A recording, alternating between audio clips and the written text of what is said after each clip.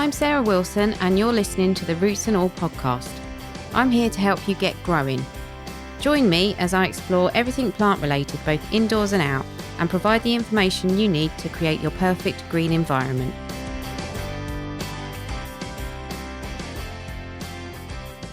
Hello and welcome to this week's episode of the podcast.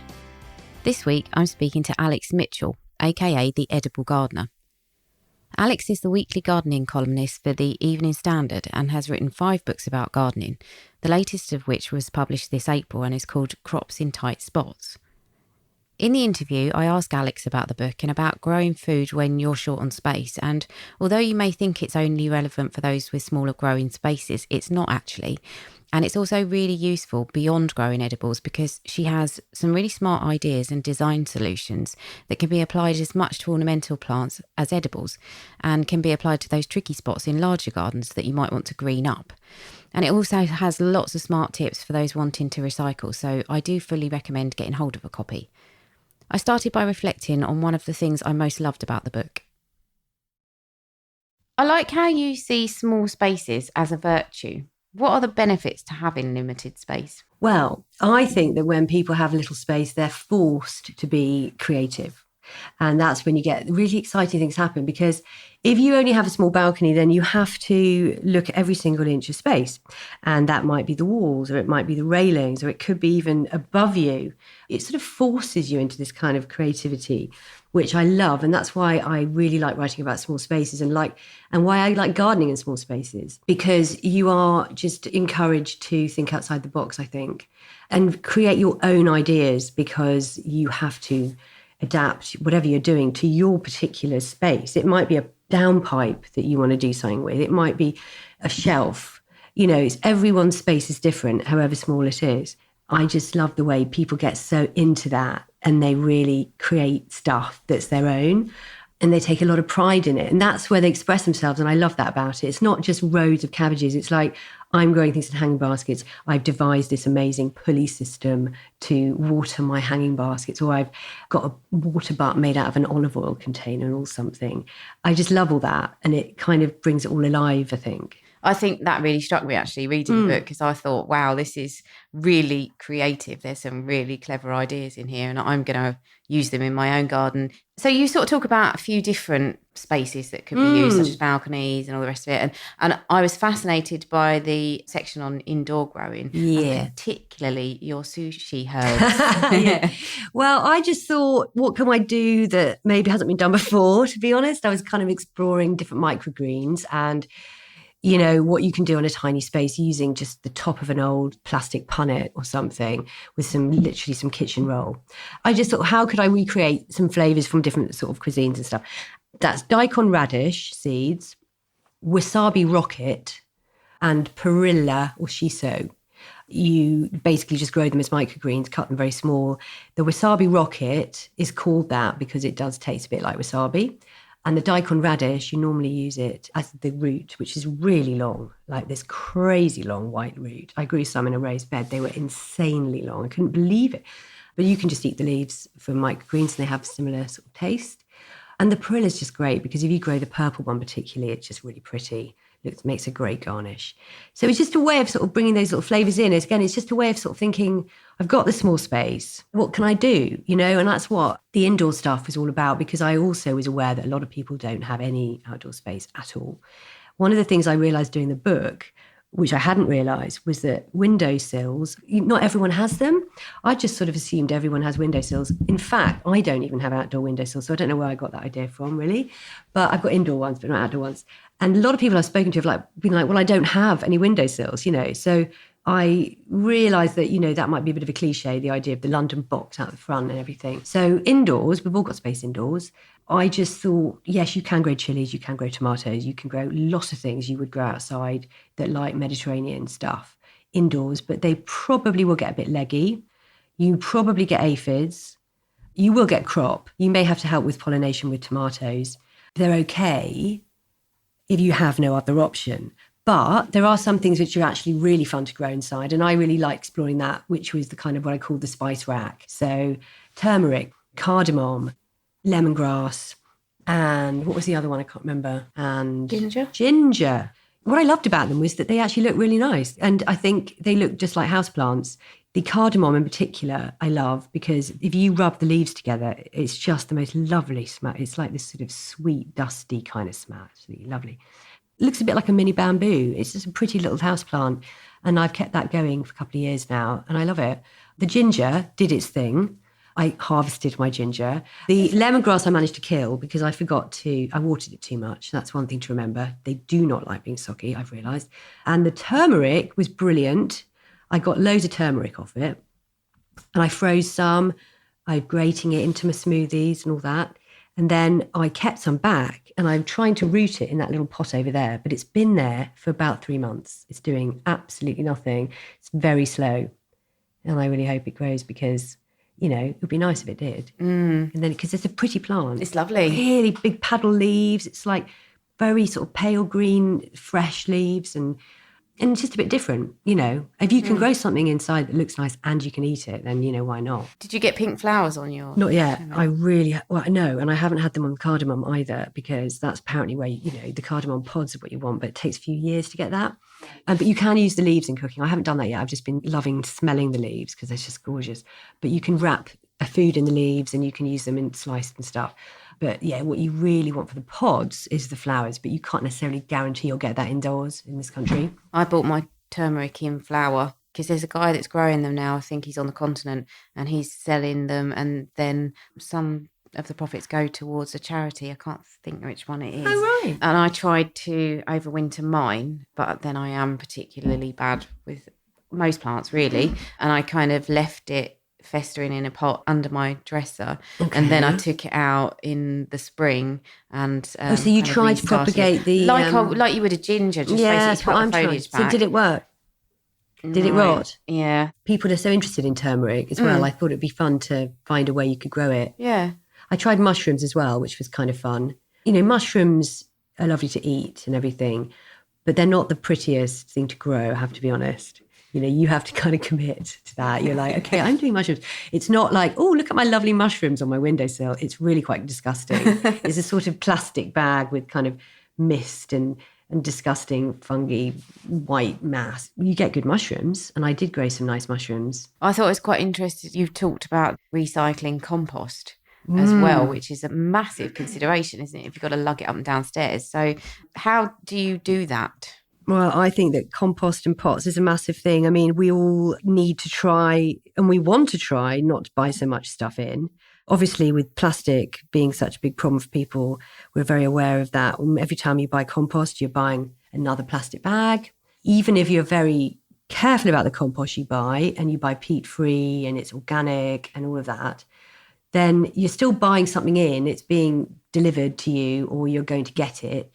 I'm always trying to find ways to make it last longer or cut down on it or use alternative methods because I just think it's heavy and it's a hassle and no one really wants to be throwing it away. So there's a lot of confusion about the word compost. And I think the Americans have it better. They call it potting mix or soil. They have two different words. Like we call it compost. It's like for the same thing, which is compost that you plant into or sow seeds into, or compost that you make. They're different because the compost you make from your banana skins is not suitable for sowing seeds into. It will kill them probably because of fungal disease and it won't be right. It just won't be the right mix. That's confusing for a start off. Let's say you do have your own compost bin, which, people should do if they can, or a wormroot bin. Then how can you use that in your pots? You can mulch it. But what Bob Flowerdew suggests, which I love, is that if you're planting a big pot for tomatoes or anything like that, fill half the bottom half with your homemade stuff. It may not be sort of fungally sterile. It may not be perfect, but it's, you're using that. And then just use half bagged, bought in stuff, which will be, get them off to a good start. And so you're not using as much. You can reduce by half the amount of compost you're using.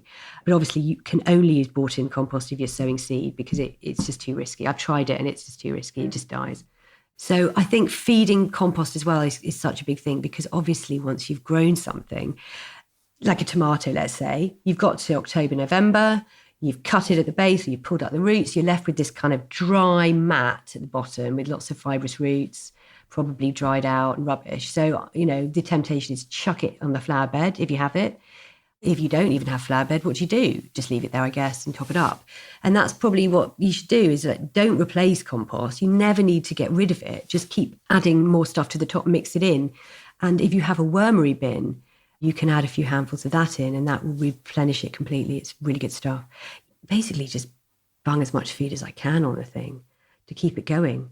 I really do, because you just want to keep that compost fertile as much as you can. That's really interesting. Yeah, I'm a nightmare for chucking it away and starting again. I always think, like you say, when it's matted and full of roots, I always think, oh God, there can't be anything left in that. It looks so dry and manky. But seaweed meal's another good one to mix that in. I just go all out. I'm just like, I don't really know the science of it. I sort of think, throw everything at it. Because I had a Japanese wineberry with really yellow leaves about a month ago, just looked really manky, growing in a bucket, tiny bucket as well. So poor thing, it's desperate. So I went all out. I just scraped the top bit off, chucked on loads of wormery compost, like really, because that's seriously really good feeding. Some seaweed meal, cut like a handful of that, a few slow release pellets, and some really good compost. And it's looking brilliant. It's just glossy. I feel so proud. What do you think are your best performing crops that you grow outdoors in terms of yield? And what is over in the blink of an eye, but it's worth growing anyway because it's so good? I think cucumbers are really undervalued.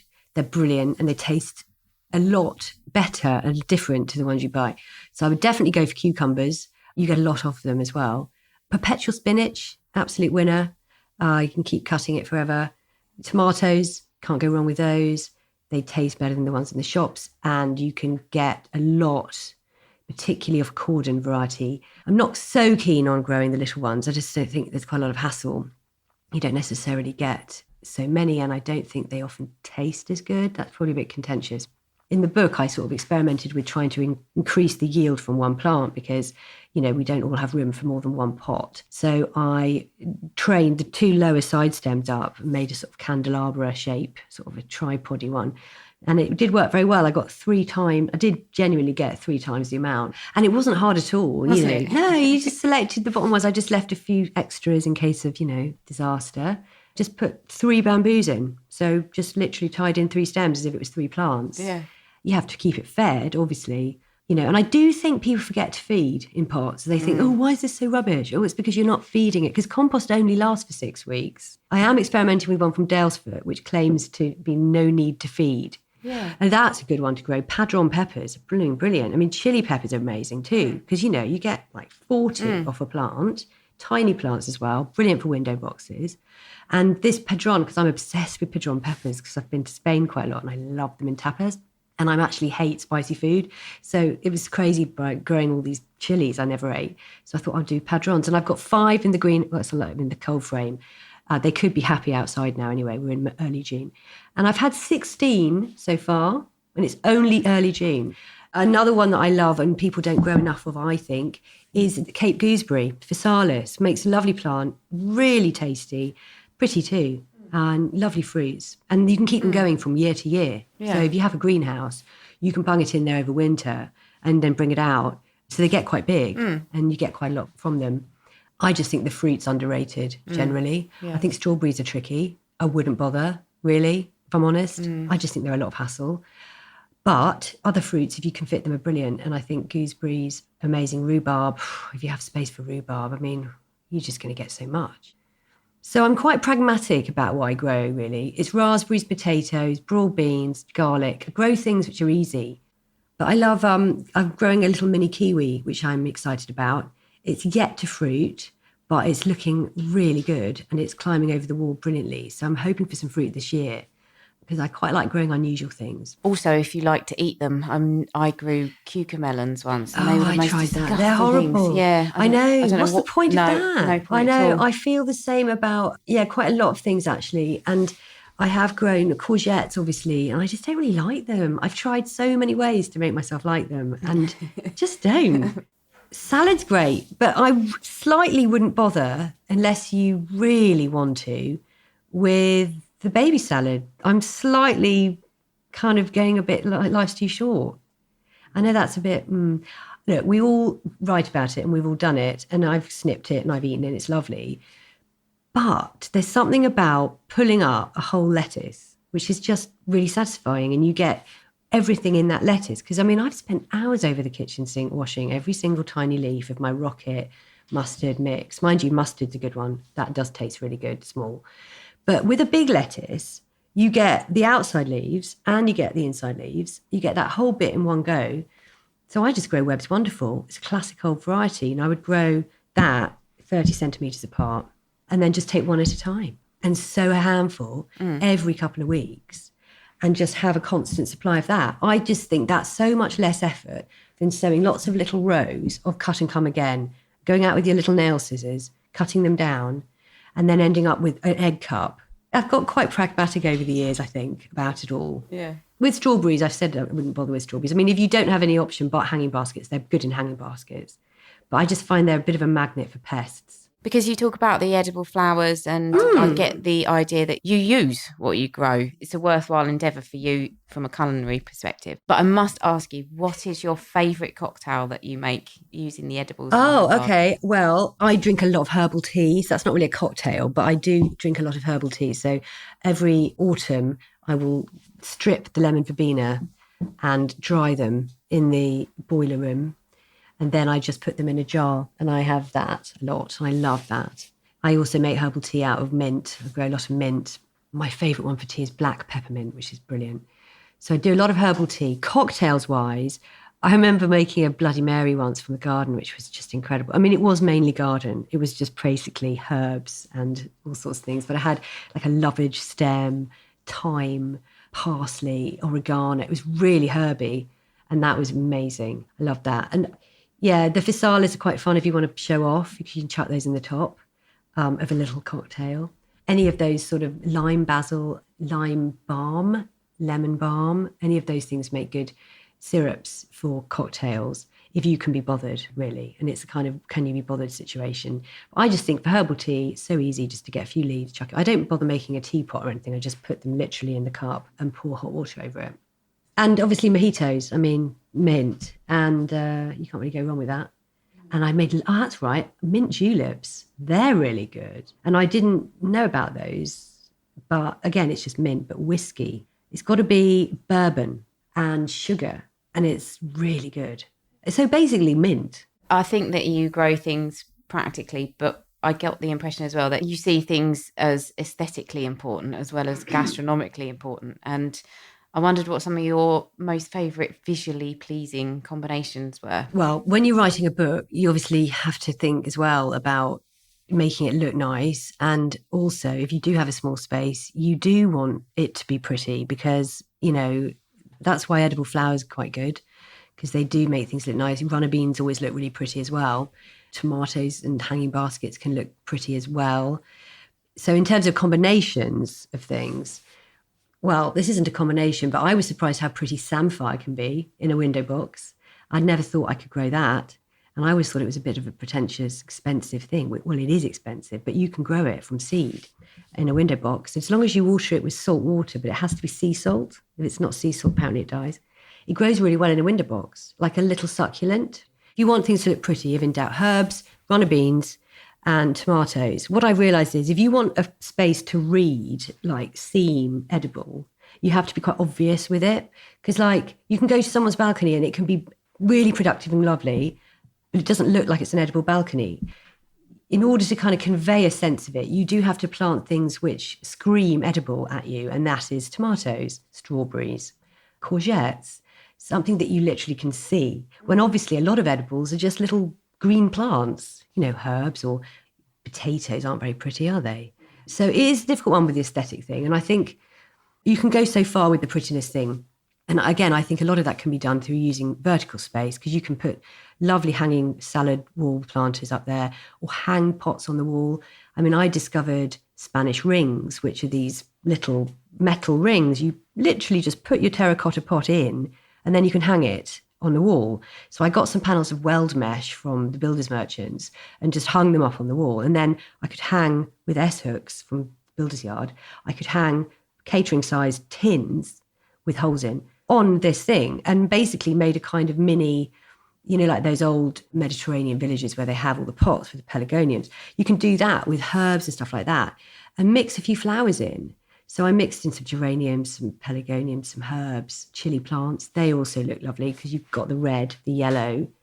So if you want it to look nice, you've got to think about the fruits they're creating and what you're going to see, and obviously flowering things. So that's often herbs. Using your vertical spaces, hanging up things on the wall, using railings, using every single space you have. And don't be afraid to cram things in if you want it to look good. But remember that things don't always grow best if they're crammed in. And sometimes things get mildew if they're too crammed in. The air around them becomes too still, and that causes mildew. So you can make things look really pretty, but I do think there's sort of shortcuts to it, and those are planting things that look obvious, really. What I was saying about it being quite an inspirational book in terms of the way people have found remedies for small spaces is very kind of inspiring.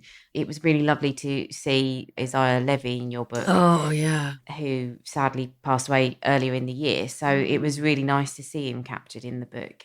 I just wondered if you could tell us what it was like to meet him and see his garden, because it looks incredible. Yeah, absolutely. Well, obviously it was really shocking to hear that he had died earlier this year. Last summer, I went round to his garden in Croydon, and it was just brilliant. I mean, it had such an incredible energy about him. The way he approached growing food was just so fresh and exciting. Like, he just said, I just wanted it my own way. I just do what I basically feel like doing. I think that all of the rules put people off. So he had all these crazy ideas, which I just loved. Everything was grown in supermarket bags with his own compost he made. He never bought anything. He would go to coffee shops and get coffee grounds. He would go to old chocolate factory and come back with cocoa husks. He would go to takeaways and come back with mussel shells, prawn shells. And he made his own feeds by baking banana skins and mussel shells up in the oven and then crushing them with a pestle and mortar. He started seeds off in Tupperwares. He didn't sow them in the ground. He sowed them in Tupperwares on damp kitchen roll in his sitting room. I saw that in the and book, then he put them out. And I was saying, but surely they're going to die off. But I just loved the way he just went it on his own tip. And his garden was just amazing. And walking on it was like being on a trampoline, because of the extent of mulch he'd laid on there over the years. It was so spring. It was like being on those kids' playgrounds where it's all that bouncy stuff. And he just brutalised these fruit trees. He just hacked them to make them fruit. He had like 20 or 30 in this tiny garden, all different sorts of fruit trees, pears and plums and cherries and God knows what, figs and things. And to keep them small enough, he'd just hack them back. And he just said he was inspired by his journeys to Jamaica as a kid and his relations. He said, chop, keep on going or something is the way they do it. And he'd done it like that. So, no, it was really lovely to meet him. Incredibly sad and shocking to hear that he had died. And he really was a quite interesting character. And you don't meet many people who are doing things their own way quite to that extent in the world of gardening. No, you don't. You don't. And gardening, because gardening is, it is expressive. It is expressive, but it is quite rules driven. And I think when people throw out the rule book, it's exciting. And of course, some of those things aren't going to work, but otherwise we all go around slavishly following everything we read. And it's very easy to do that. And I do that. I know I do that. And I try not to do it, which is why I've got obsessed with doing my own experiments now, because it's very easy to even subconsciously not even realize you read something. And sometimes I want to think, God, we've all got to do it. Do you actually know for sure this is going to work? Yeah. Which is why I like collecting weird aphid experiments in jars and stuff. It's sad, but at least I then know what actually happens, So I love doing those sort of little things where you hone in and really analyse how a plant works, because that's how you learn. It's hovering and diving, isn't it? It's like you hover over the whole subject, but then you've got to dive down, and that's how you learn in gardening. So yeah, just learning it in your own way. That's what I love about meeting him, and that's what I love about gardening in general and the expressiveness of growing in small spaces, is that it's my space, I'm going to do it my way. And who cares if it doesn't work as well? Like, what's the worst that can happen? You're not going to have any strawberries. Do you know what I mean? It's not the end of the world. And it gives people so much happiness when they grow their own stuff. And it's so satisfying, even if it's just a few herbs or whatever. The book, I hope, will be helpful, is that I have really tried to be quite practical and quite sensible about it, because I do think sometimes you read stuff and see pictures which are not realistic, of, things that have been styled up last, literally 5 minutes before. There's always pressures to make things look pretty, but I did try with this book to, try and be helpful and we didn't have a stylist on it or anything. So I just sort of did my best to try and make things look vaguely quite nice. But I was really just thinking, what's realistic? What can people do? What's worth it? What's worth the hassle? So that's what I tried to put in there. A very big thank you to Alex for sharing her knowledge, and if you'd like to find out more about crops in tight spots and her other work, you can check out her website, which is alex-mitchell.co.uk. Now, before you go, I'd like to ask for your help. Yeah, I know, again, but this is an easy one really, and I know I've asked before, but if you like this episode and you can spare a couple of minutes, I would be really grateful if you could rate it and, if possible, write a review wherever you happen to listen to your podcasts. And also, as I suspect some of these podcast top charts are a bit bollocks and don't necessarily reflect the podcasts that people are really interested in and are actually listening to, so we can spread the word about Roots and All, would you consider sharing one of your favourite episodes on your social media accounts, or even mention it to the person you sit next to on the bus or someone you meet at a gardening group or wherever? It is difficult for relatively new podcasts, which this still is, to be heard above the noise of the big boys in this increasingly large sea of podcast programs, and that would really help me to reach new people.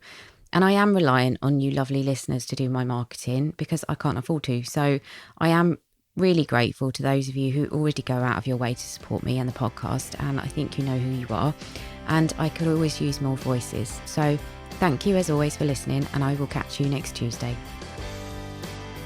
You can download or listen to the podcast direct from the website www.rootsandall.co.uk, where you'll also find my blog and a sign-up form for the newsletter, which gives you a weekly roundup of content, plus the inside scoop on things like upcoming guests. Or you can subscribe wherever you normally get your podcasts. Email me with comments and feedback at podcast@rootsandall.co.uk. Follow me on Twitter, Roots and All, Facebook, Roots and All UK, and Instagram, Roots and All Pod. But please also check out my Patreon, where you can make a one-off donation or take out a monthly subscription to help support my work, because if you like what I do, please help me to continue doing it. Even if you make a one-off donation of £1, trust me, it all helps and I will be immensely grateful. So please go to Patreon and search for Roots and All.